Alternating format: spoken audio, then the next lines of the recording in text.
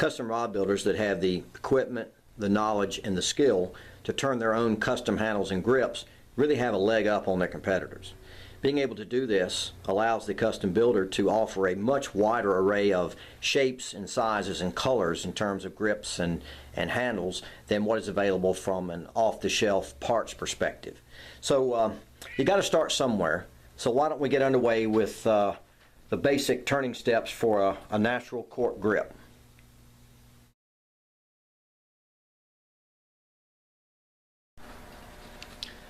I want to try and stay focused in this video on the actual turning steps for a grip. But if you're going to turn a cork grip, first thing you have to do is acquire or assemble a cork turning cylinder. So we'll do that very quickly right here. We have a steel mandrel, a turning mandrel. We have rings that are sized to fit the mandrel. You could go about it the other way. You can have a mandrel that's sized to fit the rings. Most cork rings come with a 1/4 inch bore. That can all be changed. Different size mandrels can be used. To glue the rings, you want to use either a waterproof carpenter's wood glue or a 2-part epoxy. If you go with epoxy, I would suggest either a liquid type epoxy or some type of a gel epoxy. I'd stay away from the really heavy, thick paste types. That's really not a good product, and you'll have glue lines that you don't want to see. So to get started here, we don't want our rings permanently mounted to the mandrel, so we have a block of paraffin, and we'll simply rake this up and down the mandrel a few times. The rings will still stick sufficiently to be turned, but we'll be able to get the rings off or to get the grip off after we're done. First grip will, and you can see how it fits snugly. First grip is pushed on. Each subsequent grip we're going to make sure that we have full coverage on that ring.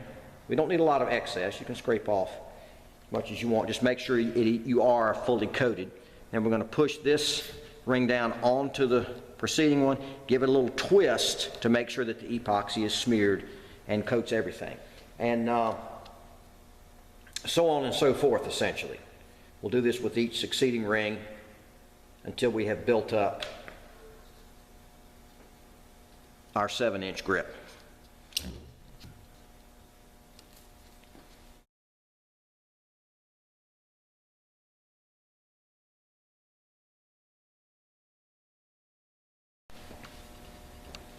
Once you've completed your cork assembly on the mandrel here, locked in the vise, we're going to remove it and we're going to put it into what is known as a cork clamp. Pretty simple arrangement. You can buy these commercially. You can make your own.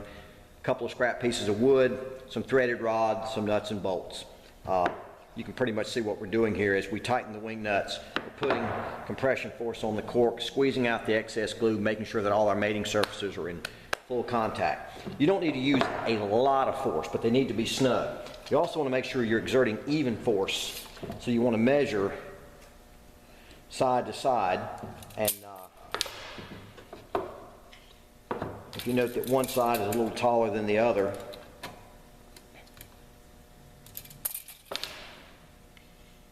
come in a half turn at a time until they're both even. From there, we're going to let this set up with a quick setting epoxy. A few hours will be okay. With a long set epoxy, I'd give it till overnight.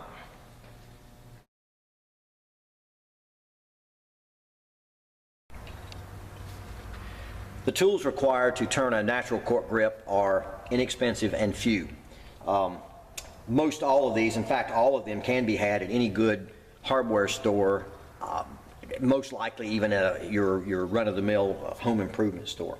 You're going to need something to cut the excess epoxy squeeze out from the cork cylinder. I use one of these abrasive screen files. This is known as Dragon Skin. This is a Stanley Sureform file.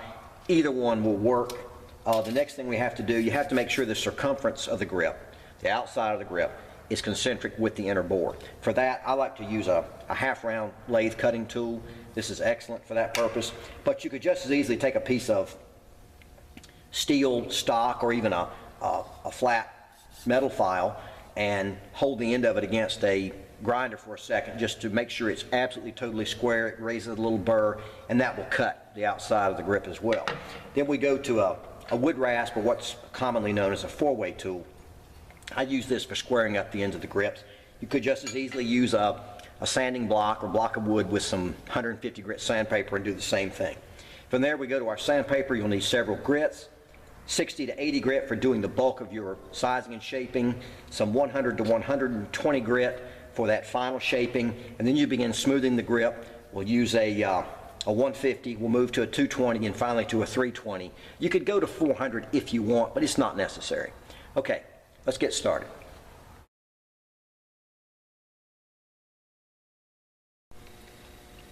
They say a picture is worth 1,000 words, and if that's true, I shouldn't have to say very much. We'll just do this. This is going to take place very quickly. I've done thousands of them. You probably won't be able to do this on your first attempt, or maybe not on your 50th attempt. Repetition counts for a lot. But in the meantime, you can see the steps I'm using. You can play it back several times to see what I'm doing. We've explained the tools, so let's just get underway. First thing we're going to do is get some of the excess epoxy squeeze out off the grip. Now, I mentioned I use a Stanley Sureform for this. Cuts very quickly. You want to be careful not to take off too much material. We're just trying to get everything round and get that excess epoxy off.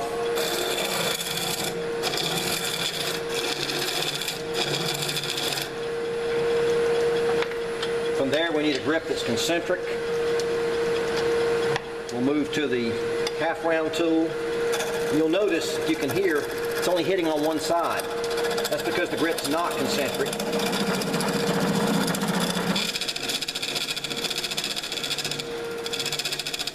As soon as this begins to cut on all sides, and we know that our grip is concentric with the bore, go easy. Cork cuts very quickly, easy to make a mistake.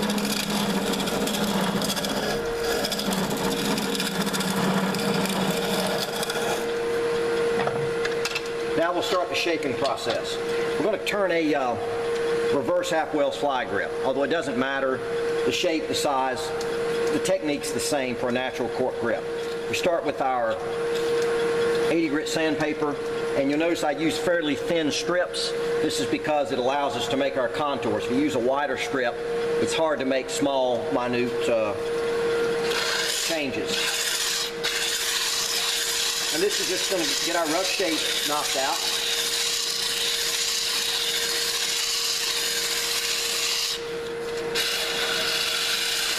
I'm sorry if my hands get in the way, but I thought this camera angle would at least put you sort of in the driver's seat. You're seeing roughly what I'm seeing.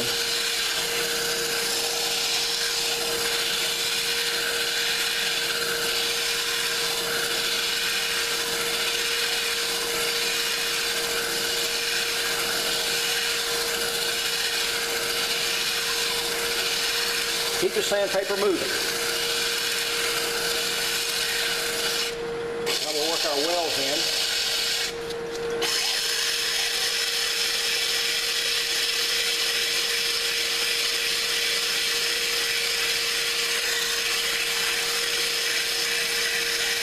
Again, it's important to keep it moving.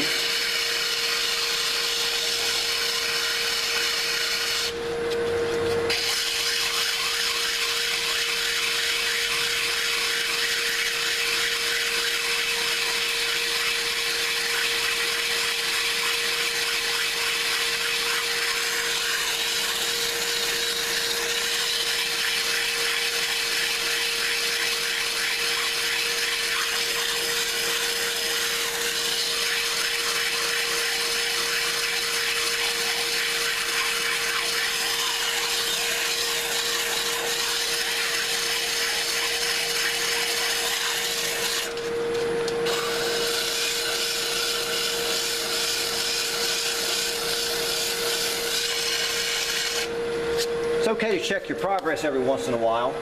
You can generally see it while the lathe is turning, but there's nothing at all wrong with stopping and taking a look.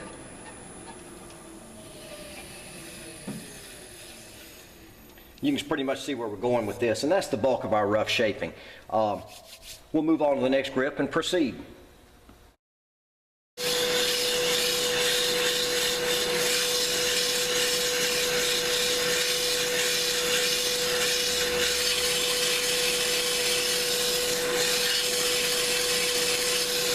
take a lot of pressure.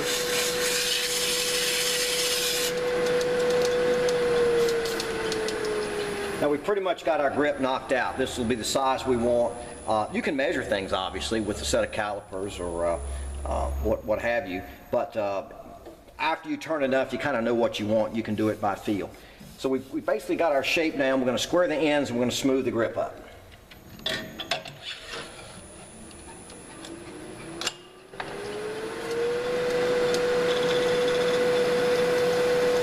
This just takes a light touch, just a little bit of pressure. Just moving to square these ends up so they'll make nice and flush against our reel seat.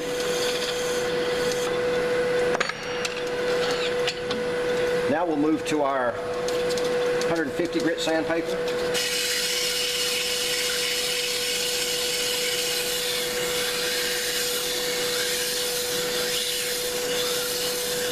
Still can remove quite a bit of material with the 150, so be careful. But if you need to adjust the shape, you can still do it.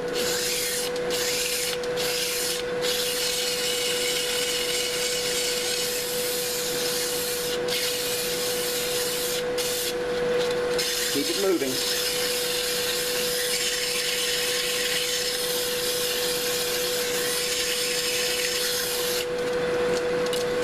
Now we'll move to our 220.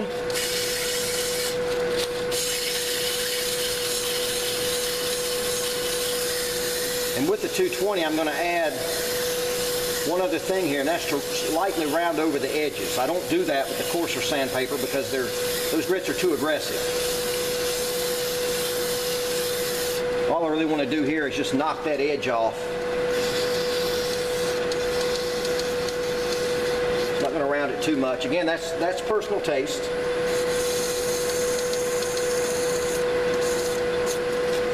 And finally, 320 to finish up.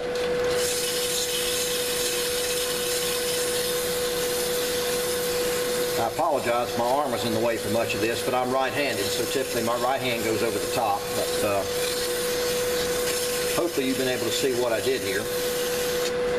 And of course, we'll come back where we just rounded over those edges and go over them with the 320, and we're done.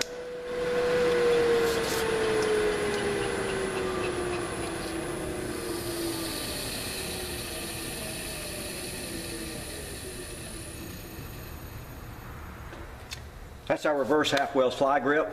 Feels good, velvety smooth. That's really all there is to it. It will take practice. You probably won't get a perfect result first time out. What I would probably do is don't order the best grade of cork right off the bat to practice with. Order your CG3 or that sort of thing. Just anything that you can be prepared to make a mistake with and you're not going to cry over the price. But practice will eventually turn into perfection. As I say, cork is easy to turn. You saw what we did here. You saw the inexpensive and few tools we used. Anybody can do this, and give it a shot.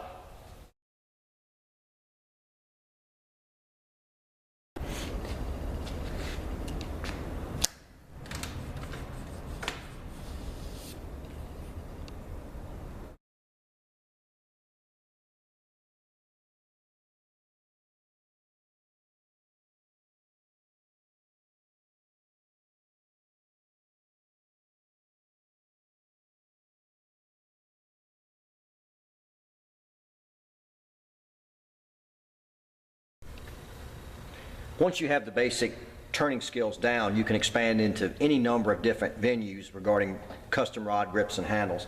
And of course, RodMaker magazine has a wealth of information on all sorts of different type turning, custom wood handles, turning acrylic, acrylic over things like snake skin and feathers, that sort of thing, custom shapes and sizes. It's all part of the magazine, and we have both the basic and the advanced in here.